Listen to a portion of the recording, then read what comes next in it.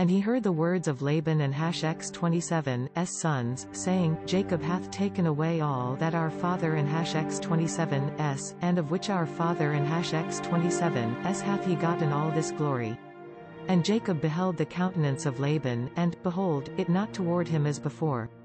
And the Lord said unto Jacob, Return unto the land of thy fathers, and to thy kindred, and I will be with thee. And Jacob sent and called Rachel and Leah to the field unto his flock, and said unto them, I see your father and hast 27's countenance, that it not toward me as before, but the God of my father hath been with me. And ye know that with all my power I have served your father.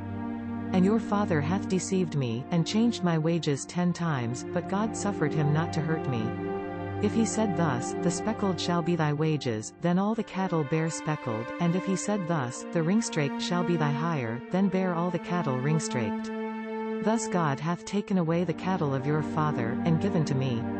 And it came to pass at the time that the cattle conceived, that I lifted up mine eyes, and saw in a dream, and, behold, the rams which leapt upon the cattle ringstraked, speckled, and grisled.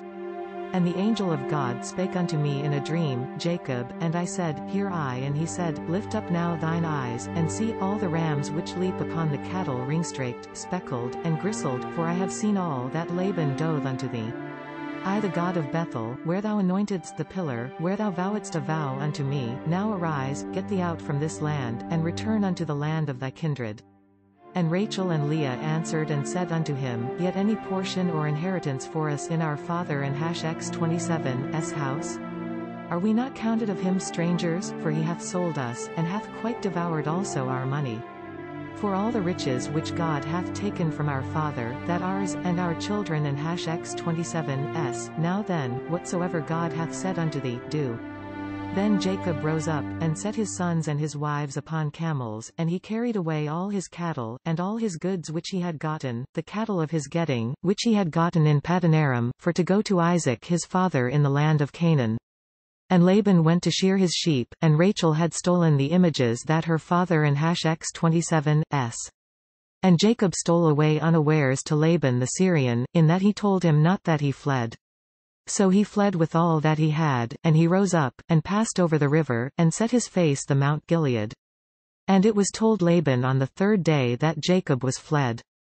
And he took his brethren with him, and pursued after him 7 days and hast 27 journey, and they overtook him in the Mount Gilead.